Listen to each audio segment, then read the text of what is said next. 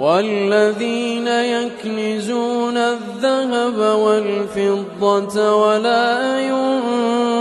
ينفقونها في سبيل الله فبشرهم